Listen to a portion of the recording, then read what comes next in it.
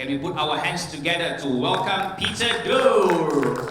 So 27 years ago, when my daughter started high school, they did a little exercise, and you can do the maths. 32 students go home and find out where your parents were born. This is Perth, Western Australia. 32 students, where were your mother and father born? And in the morning they reported back there was 2 students who had a mother and a father born in Australia. The other 30 students, one or both parents were born overseas. And they spoke between them 40 different languages at home. Some of them 2, 3, 4 languages. Is that a diverse classroom or what? Perth, Western Australia, 30 out of 32 had parents born overseas. Only 2, and my daughter was one of those 2, had both parents born in Australia. Hands up who thinks it's diverse. Who thinks it's diverse? 30 out of 32 diverse. I guess the answer is, it depends on your perspective. So Peter Dew's my name. I'm going to talk to you about inclusion and diversity, and I'm going to come at it from a different angle. I think it's really powerful if organisations, cultures, societies, professional speakers are truly inclusive and diversity at a deeper level. So, my daughter's classroom, it was a private school. They were all from wealthy, well-to-do families. It was a Christian school, so the values were all very similar. It was a linked sporting school, so the boys played rugby and the girls played netball. That was not a diverse classroom at all. There was no children there who had Down syndrome. Anyone who was sight impaired or could not see had to go to a special school. And if you had an intellectual disability, once again, excluded 27 years ago. So I want to talk to you about inclusion and diversity and what it really means. Now I have to up front say I'm speaking from my perspective and my experience. So what is inclusion and diversity? My definition. Inclusion, a society, a workplace, a culture where everyone is welcome. This is my 8th trip to Malaysia in the last 15 years. And I'm happy to say every time I've been here, I've been 100% welcome. I've done some wrong things. I've said some things that were perhaps ignorant on my part, and you have forgiven me, you've accepted me, and you have welcomed me. That is a truly inclusive environment where everyone feels welcome at the workplace, in the training room. Diversity, my definition, all the different ways that people are different. Not just let's aim for gender diversity, cultural diversity, all the other ways as well. That is a truly diverse society, workplace, culture.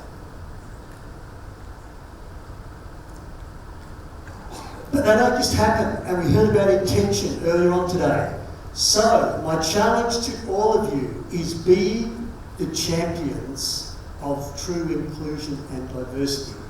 We can have top-up policies, but unless it filters down and we live a life, we demonstrate, we become the change agents for inclusion and diversity, it doesn't really matter. It's just another human resource policy. So my challenge to all of you is to live, walk, talk, embrace, be change agents for inclusion and diversity. But why does it matter?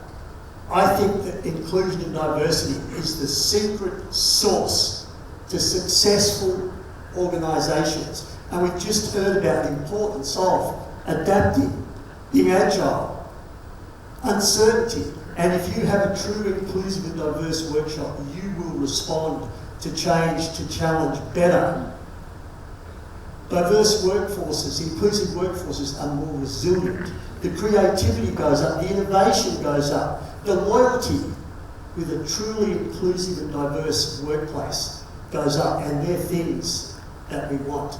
We heard yesterday about repeat business, repeat business, repeat business. Inclusion and diversity helps build loyalty. So it's the secret sauce, the ingredients that can help us be truly ahead of our competitors and stay agile and respond to the changes. McKinsey found out that those organisations where the C-suite, the management, is truly diverse have a 33% chance of outperforming their competitors, their peers within the same industry. If you're a CEO, if you're a boss and I said I've got a secret sauce for you that's going to give you a 33% chance of beating everyone else, you'll probably have some of that sauce. Deloitte found that those organisations that embrace inclusion and diversity are twice as likely to hit or exceed their financial targets. If you're a chief financial officer, if you're an organisational accountant, and I offer you that secret sauce to double your chance of hitting or exceeding your financial goals, you'll probably have some of that. Harvard Business Review looked at companies that prioritise inclusion and diversity. So it's not just a policy, it's not just a top-down, but the organisation at the bottom embraces, talks, walks, is aligned with true inclusion and diversity. They have increased customer loyalty. Get a good customer, retain, resell. Increased customer loyalty and increased revenue streams. And most organisations will take some of that secret sauce as well. So I did some work with a group of asylum seekers in Australia. So they were refugees and they were granted asylum, so they're now moving about society. And this young group, about 34, so probably similar to my daughter's classroom 27 years ago. They've got business ideas and they want to live in Australia and they want to contribute to society. They've got business ideas, but they struggle. English is their second, third, maybe fourth language. And they don't understand the weird, crazy Australian culture, let alone business. So my role, that's me up the back with the thumbs up, my role is to teach them how to pitch their business idea. And they've got some really brilliant creative ideas because the banks or the government or the not-for-profit is going to fund those business ideas that have a chance of succeeding. This is Farah. Farah escaped Iraq. 3 children, single mother, electrical engineer. Qualifications not recognised in Australia. She has an idea to create a food truck and sell Iraqi kebabs and beautiful spicy eggplant. She pitches and she wins the money, and for 5 years now she's been running this food truck. During the day, universities, during the week, universities, on the weekend, markets, fairs, stalls. 5 years looking at getting her second truck, employing lots of other refugees and other asylum seekers, paying her taxes, buying a house. Brilliant, brilliant outcome. But that wasn't her business model. This is her business model. This is the creativity, this is the uniqueness of having a truly inclusive and diverse society and workplace. She knew that Australians were a little bit resistant to refugees. We don't have the best reputation, for which I'm not proud of. She'd spoken to other refugees and she decided she was going to change Australian society one conversation at a time over a kebab. Students at university, She's talking to them, she's having conversations, she's breaking down barriers, she's dispelling some of the myths. At markets on the weekend, she's talking to people, allaying their fears, and everyone realises that refugees are what contribute to our society. They're not a danger, they're not something to be afraid of. A really clever business model, changing Australia's society one conversation at a time, over a kebab. Brilliant. Neurodiversity, most of you know about neurodiversity, but it's becoming more prevalent at the moment, and there's a whole host of things you'll see up there, from ADHD, from Tourette's syndrome, from stuttering, from dyslexia, from high-functioning autism. There's acquired neurodiversity. You may have a motor vehicle accident, you may have a stroke, and the brain's just not quite the same. Neurodiverse people are brilliant. They bring increased levels of creativity. They look at problems in a different way. You know how you need to look at a problem by looking outside the box? Well, they don't look outside the box, they look outside of the box. And they're coming from an angle you would not have thought. Someone with dyslexia who has struggled to read, that can memorise maps and signs of streets and the timetable of the bus. When they look at blueprints, electrical diagrams of plans, they can see inconsistencies, errors, mistakes that no one else would pick. Harness the power of that attention to detail. High-functioning autism, brilliant at computer programming, brilliant at coding. Curtin University has a program just for high-functioning people with autism to learn computer programming. They may not make eye contact with you at the meeting, and they may not want to socialise with you later on. Wow, such powerful stuff to harness all these neurodiverse people. And quite interesting, the Institute for Corporate Productivity found that if you employ someone who's neurodiverse and some other disabilities, you have an increased loyalty. You have increased creativity, increased innovation, greater resilience to change, to disruption.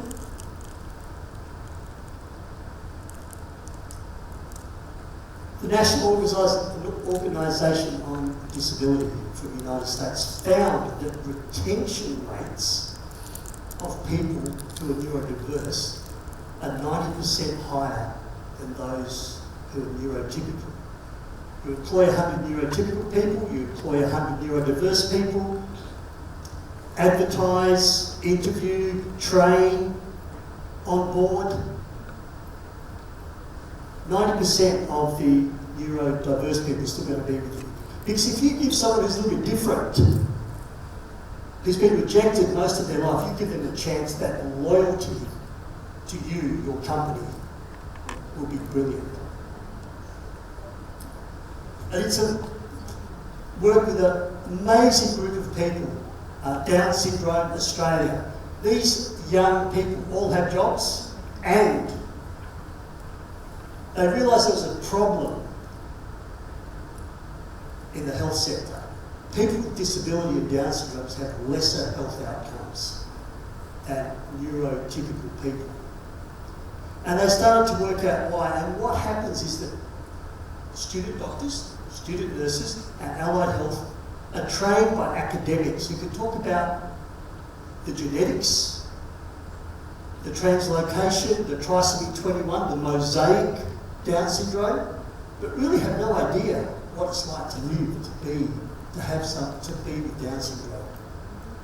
So they've developed a program which has been going for about 2 years now. It's called the Health Ambassadors, Down Syndrome Australia Health Ambassadors. These young people now lecture to student doctors. They now lecture to student nurses at all Australian universities, to allied health, and they're teaching them how to communicate with someone who has a disability, someone who has Down syndrome, and they're improving their health outcomes for a whole host of people. Who'd have thought that Fancy ask someone who's living with a condition, how should I speak to you? How should I treat you? Why would you ask someone that? To me, it's a no-brainer. It's about inclusive communication, and these young people are changing the health of Australians with disability one lecture at a time. Absolutely amazing. The problem with neurodiversity, I mean, there's the power of creativity, innovation, you've got your loyalty, the unique problem solving, is that your hiring processes, your presentations, professional speakers, are designed for neurotypical people. So for the job interview, you probably want me to do a disc profile, a Myers-Briggs personality, then I've got a 45-minute type interview, and someone who's neurodiverse is going to struggle with the time pressure. And maybe there's an aptitude test.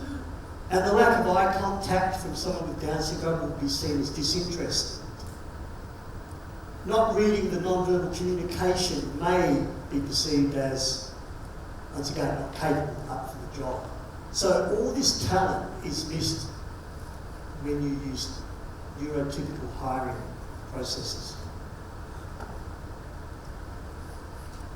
Now, there was a young medical scientist who was ambitious and he had a bad stutter. And he applied for a job, emergency department pathology at a hospital. And the interview panel rang him and they said, young man, you need to be sharp, you need to be concise, because in an emergency pathology lab, you need cross-match blood, stat, stat, stat, quick, quick. Where's that full blood count? We need that cardiac enzymes, quick, stat, stat, stat. So we're going to create that in the interview. And the young man replied, but I have a bad stutter. Could I have an extra 15 minutes? And the interview panel replied, no, you cannot. If I gave you an extra 15 minutes, that would be disadvantaging all the other applicants. You will have 45 minutes the same as anyone else. So here's a bit of an idea of what the interview would have looked like.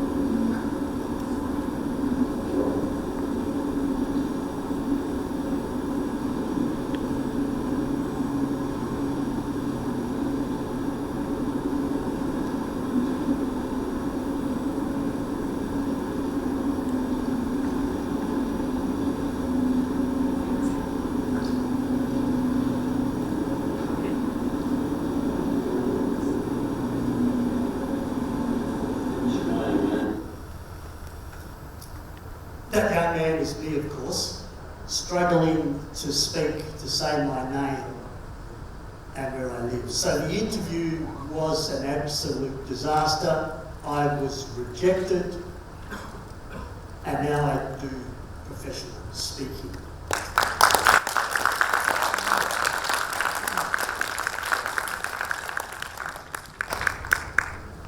But here's the thing. For 30 years I worked as a medical scientist, and during that time I cross-matched thousands and thousands of units of blood. This is when someone needs a hip replacement, they might be bleeding, postpartum hemorrhage, motor vehicle accident, maybe thalassemia, and you need a hemoglobin top-up. Not once did I issue incompatible blood, and you do not want to receive incompatible blood. Not once did I make a mistake. So my attention to detail, my adherence to quality control was 100%, and that's what you get when you employ someone who is neurodiverse. So we need to look a little bit deeper. Inclusion and diversity, do the deep dive, makes such a difference. So what can professional speakers do? And we can include this to human resources, recruitment. Create a psychologically safe place for people to participate in your workshops, in your seminars. I was in a hall like this a while back as an audience member, and the speaker came down with a microphone and started sticking it in people's faces. Why are you here and what do you want to learn? I went to the toilet for 30 minutes. Don't stick a microphone in someone who stutters' face. He didn't make it safe. He didn't let me know that if he did put it in front of my face, I was free to pass. It was expected that everyone would speak. Use multiple modes of learning. The Down syndrome people, they all read, by the way, but many of them can function better where there's a diagram, where there's an illustration, and especially when you're describing their health issue. Some people may need more time. That person you saw in the video, me, all I was asking for was an extra 15 minutes at an interview so I could maybe get over my stutters, maybe relax a little bit and be able to respond. And ensure that people have a voice at the table. For hundreds of years, Down syndrome people have been assumed that they don't know how they should be treated, that they should not be asked. Health professionals used to say to their parents, so what's wrong with Stephen? What's wrong with Shelley? Speak to the individual.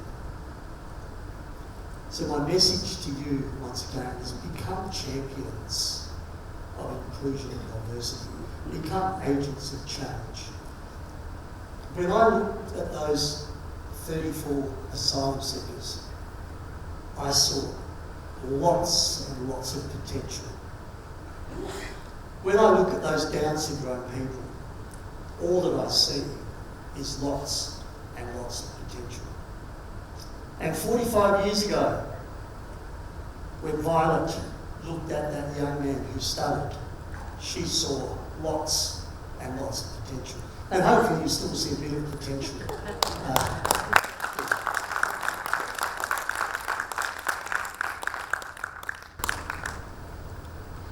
Let's make inclusion and diversity, true inclusion and diversity, something that we are champions of. Let's become agents of change. Everyone should feel welcome and all, regardless of all our differences. Thank you.